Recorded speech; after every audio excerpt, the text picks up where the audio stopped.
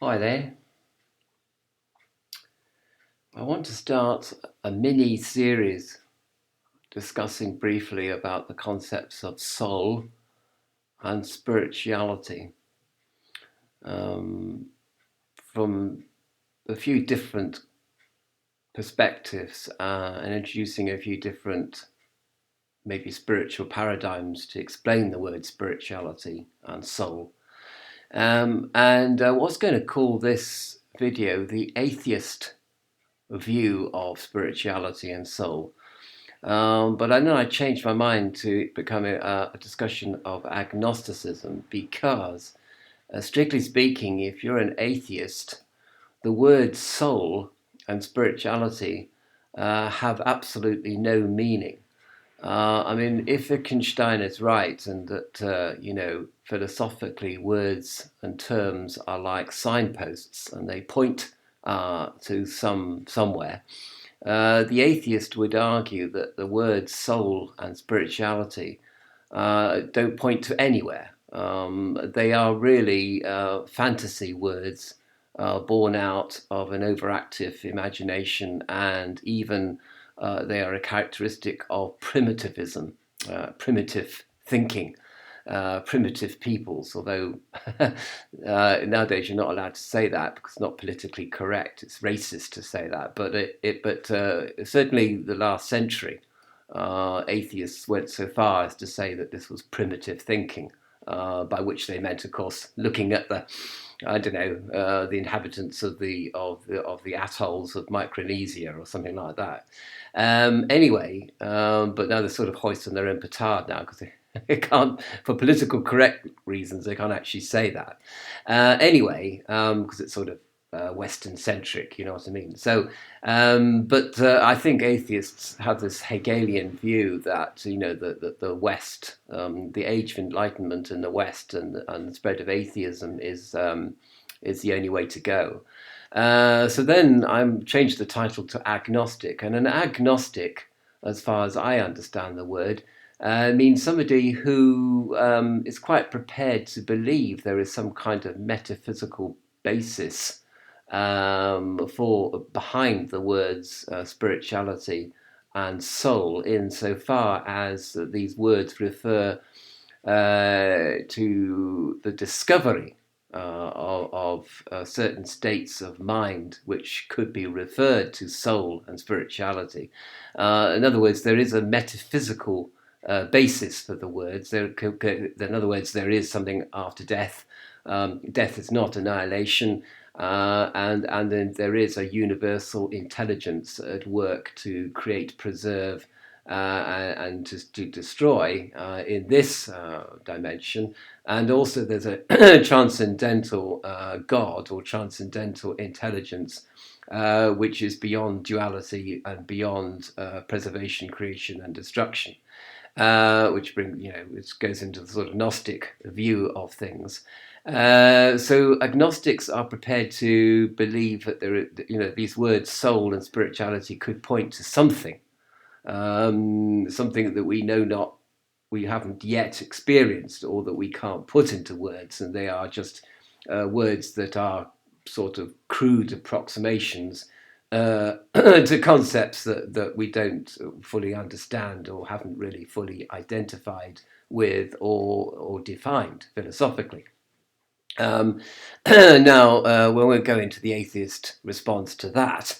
But so far, I would recommend a book called The Little Green Book by Professor Grayling, called Against All Gods, where he goes into quite vigorously and uses vigorous language to defend and uphold atheism in its strictest form.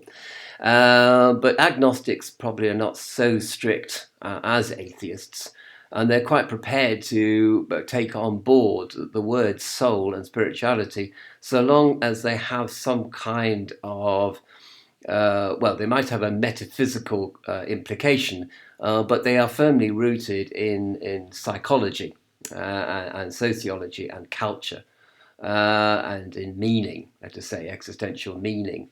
So the definition of soul, according to the agnostic, a definition probably shared by everyone, I would say.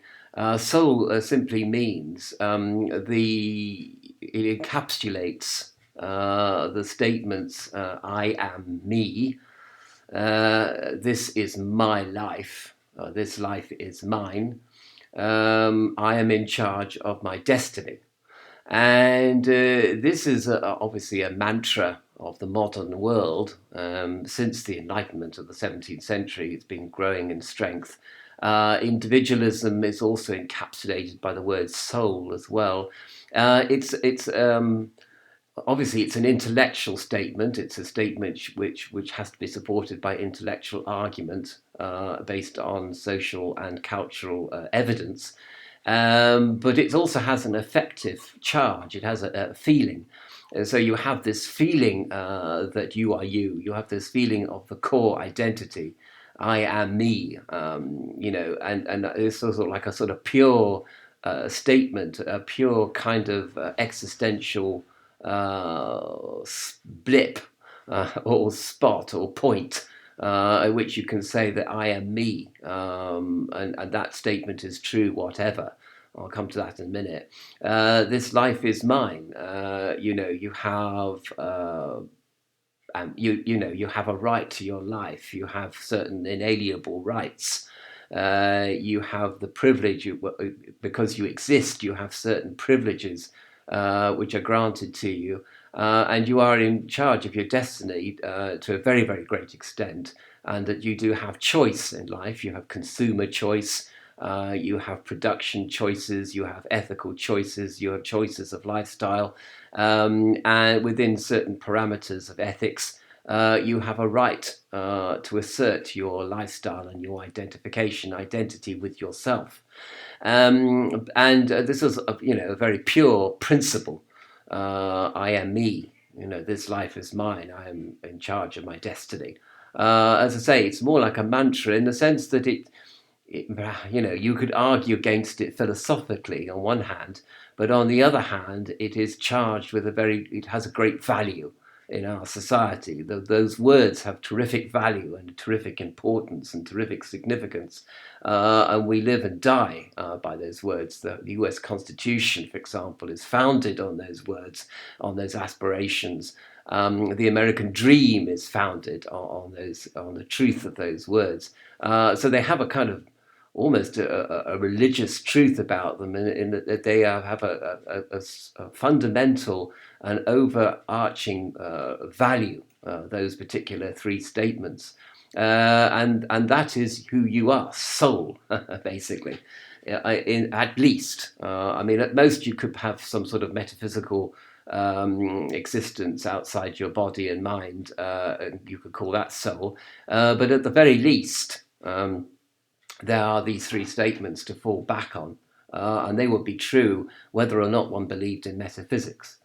And now, of course, so the word spirituality, which in sort of arises from the word soul, I would define spirituality as some kind of regimen, some kind of means or various modes, various modalities for ensuring that you remember the truth and the importance and the significance of the definition of soul, because I have an idea that in the negative sense, I got a whole list of characteristics and mental states, which it seems to me might impinge on one's sense of self, and one's sense of being in charge of destiny, of being of this life being your life, and not anybody else's life, for example. And I might add to this list, self-loathing, for example. People have a self-loathing to such a degree that they have no sense of self. They say they are disassociated from their sense of self, from their core being, alienated from themselves, and of course avarice, ambition. There's a whole list here which you can see. Obsession. I would almost go so far as addictive behaviors. You wake up the bottom of a ditch, with an empty bottle of whiskey by your side, and you sort of say, what am I doing here? Is this really me? Am I this bottle of whiskey? Am I this drunken state? Am I this hangover? Am I a person who's at the bottom of the ditch, having spent all their money on whiskey, or am I not in charge of my own life to the degree that I can decide, to take charge of my life, and instead of the bottle of whiskey being in charge of it. And so the list of here is things which might be so powerful. Frustration and rage, that you no longer feel that you have a self. You no longer feel that this is your life, and you no longer feel you. The sense of you-ness, if you like, has gone because it's been overwhelmed by powerful emotions, and also the circumstances which are created or which arise from those emotions, such as economic stress and career failure, etc., and a lack of personal possessions and personal, I would also like also mention here that over identification is an interesting word. You become so wrapped up in your work, which could be creative or business or anything. Or family life, you become so wrapped up, wrapped up in the lives of your children, for example, and attending to their every need, that you lose all sense of self because of that. And for example, women during the 70s and 80s and last century complained that their family life, their family commitments, made them feel that they had lost all sense of self, and that they no longer felt themselves. Never mind, they didn't feel in charge of their destinies, and they didn't feel that their life was theirs anymore. It was wrapped up in looking after children and elderly, and being in charge of the home, and they had no career. They had nothing outside of themselves to reflect who they were, but they over-identified with the social role of mother, wife, and etc. So there's a feminist, obviously a feminist aspect to this idea that I am me, this life is mine, and I am in charge of my destiny. And so spirituality, I would define as some regimen, some contemplation of the words, some affirmation on a daily basis, looking in the mirror and saying, I am me, this is my life, I'm in charge of my destiny.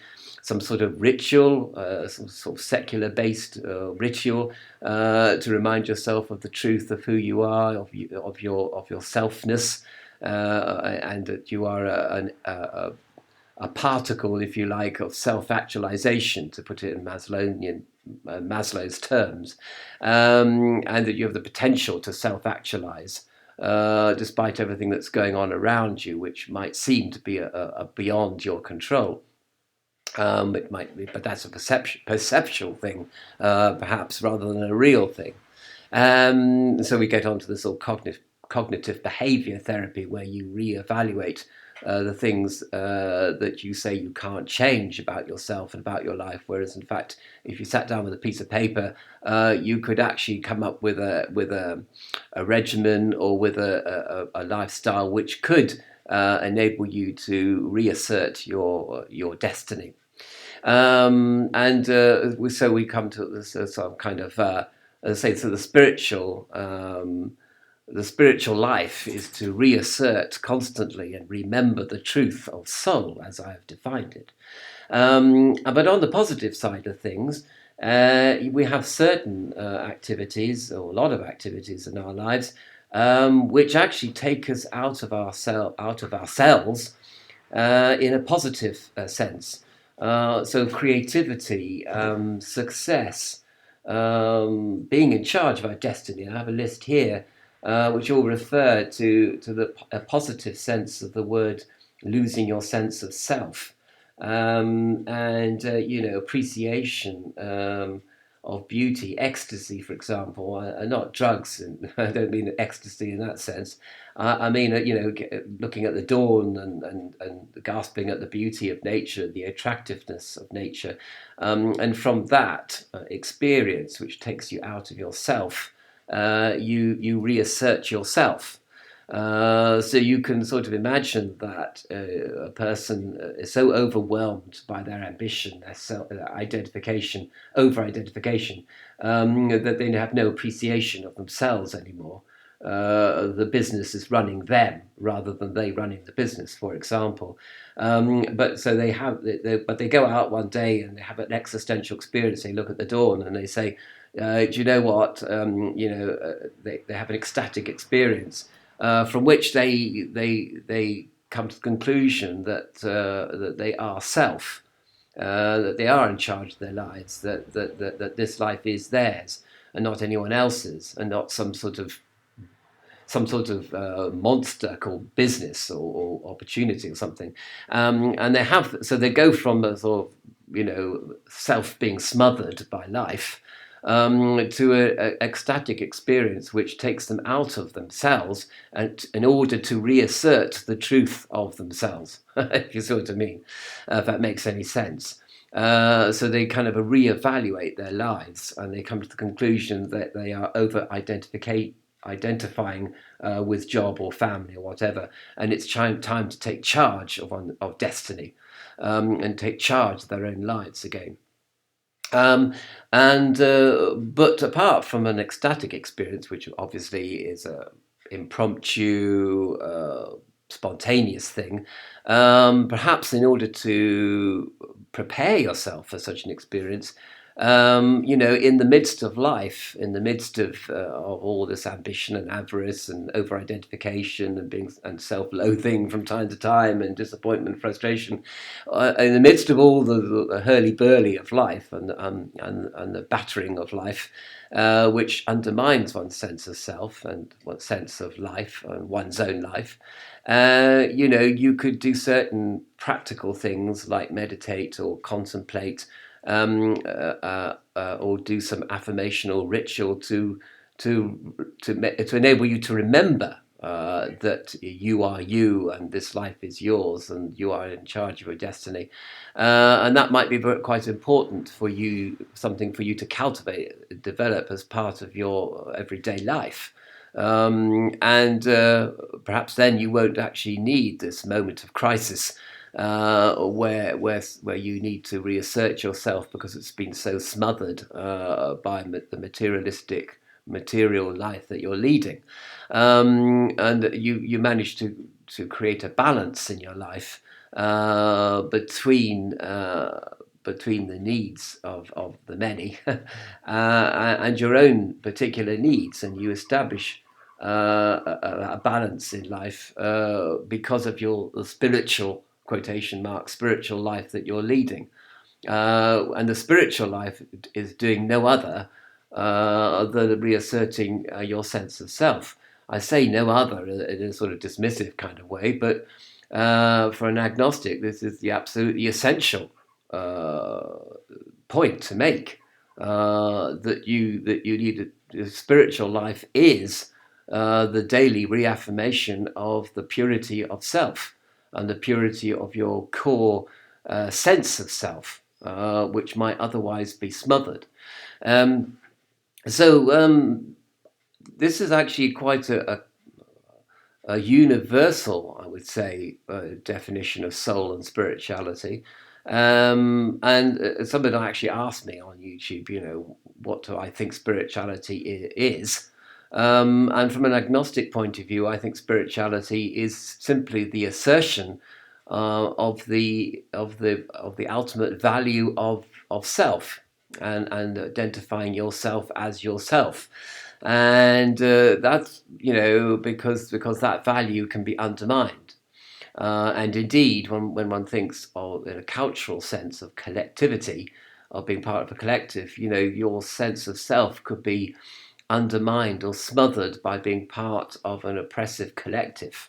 And I mean that in the left-wing political sense and right-wing political sense, that you become such a consumerist you're part of the consumerist collective to such a degree that you actually lose your sense of self.